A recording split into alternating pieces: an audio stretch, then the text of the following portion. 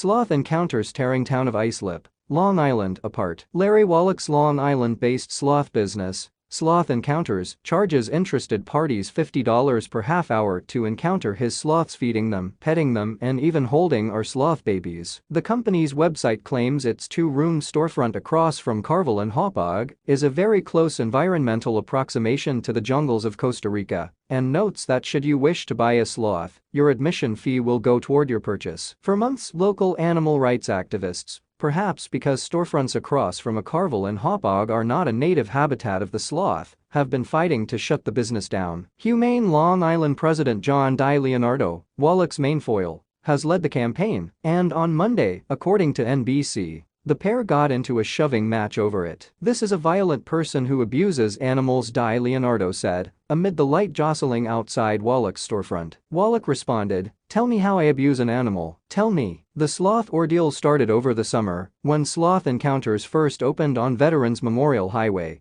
branding itself as part educational exercise and part petting zoo. "This isn't a zoological park," Di Leonardo said at the time. "It's literally an old pool store that he blacked out the windows and put some fake plants inside." By August, at the urging of animal rights groups, the town of Islip had charged Wallach's business with a number of code violations, including a lack of fire extinguishers and possession of wild animals. There were claims that Wallach's sloths had bitten people, which Wallach told ABC was just part of having animals. While Wallach says he brought the space up to fire code and was filing a change of use application to address these apparent violations, by September, the Suffolk County Supreme Court had granted the town a temporary restraining order to shut the business down. Undeterred, Sloth Encounters began advertising home visits on Instagram. Because the court's ruling had nothing to do with the health and safety of our sloths and was strictly just a zoning issue within the town of Islip, Sloth Encounters can come to you. Duelingchange.org petitions, one in support of Sloth Encounters, one against, began circulating. "Too many miserable people are crying for no reason to ruin Sloth Encounters," one person wrote on the pro-Sloth Encounters petition. As the Long Island Herald reported, Wallach,